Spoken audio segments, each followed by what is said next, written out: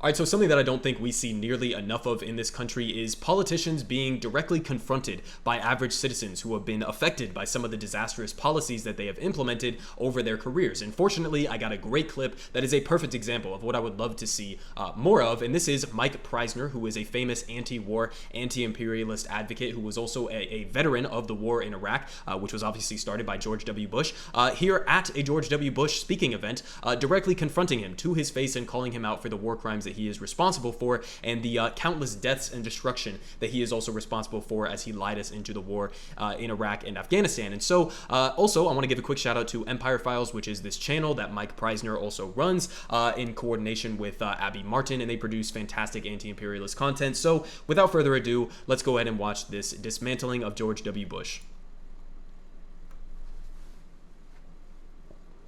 Was around too. And Mr. Bush, when are you going to apologize for the million Iraqis that are dead because you lied? You lied about weapons of mass destruction.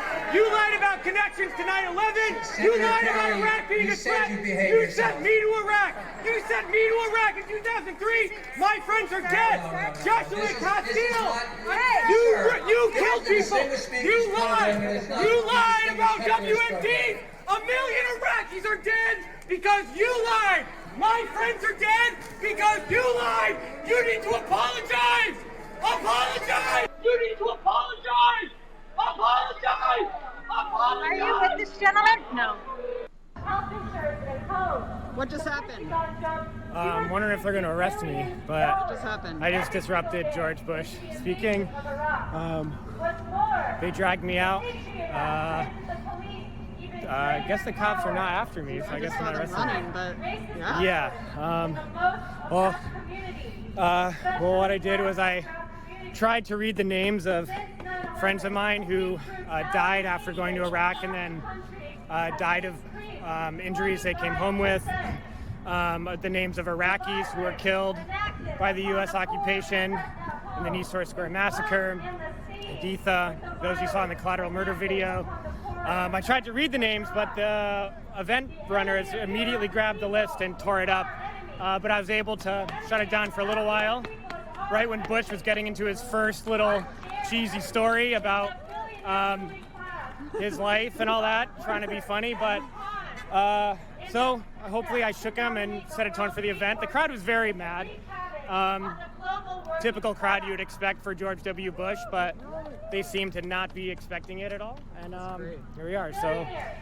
Right, so you see there, I mean, that's exactly what I love to see, right? And as he was pointing out, obviously the crowd was not very receptive to them. They were a crowd of people who want to hear George W. Bush's opinions on things. So yeah, not really unexpected that he wouldn't be getting a very favorable treatment from the crowd there, but it's really unfortunate because everyone in America should understand how terrible and morally bankrupt and criminal somebody like George W. Bush actually is. As he was pointing out, as he was yelling at George W. Bush, everything that he was, the claims that he was leveling at George Bush were 100% accurate. He is responsible for a million dead Iraqis. He did lie about weapons of mass destruction and start a 2 decades long war that cost countless American lives, including the lives of people that he was trying to read off of that list that they stole out of his hand and ripped into shreds. So it's really unfortunate he didn't get to do that. But nonetheless, making George W. Bush uncomfortable anytime that he sets out in a public setting should be what we are striving to do, okay? We should not allow for the rehabilitation of these war criminals, and that's exactly what the media has been trying to do, especially recently in the Donald Trump era, right?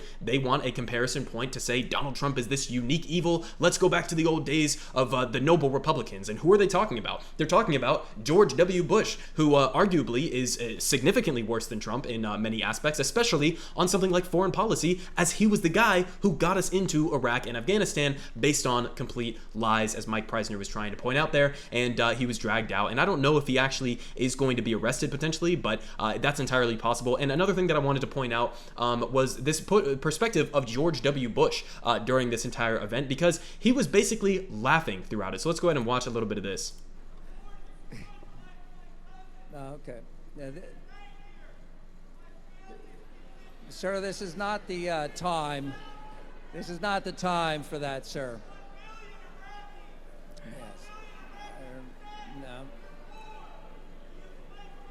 No, it is disrespectful to the audience.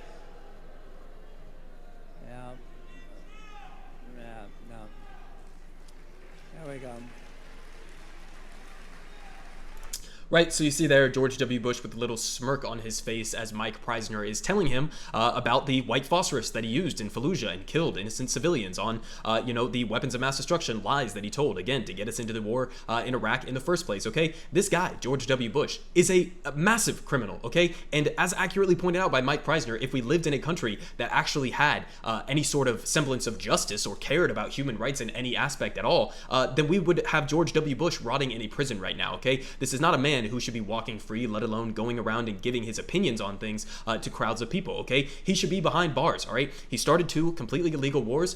He invaded a country that did not attack us and had nothing to do with 9/11. He created multiple lies along the members of his administration who helped him do it, and the result was countless lives. Over 1 million is estimated that were lost because of these wars, and they are wars that we are still affected by right now, and that Iraqis and Afghan people are still affected by right now. So this guy, if any anybody on the planet should not be walking free and should not have a single moment of peace in public. It should be George W. Bush, and all credit to Mike Prysner for having the balls to actually get up and do this. This is what we should be doing, okay? These people belong nowhere near polite society.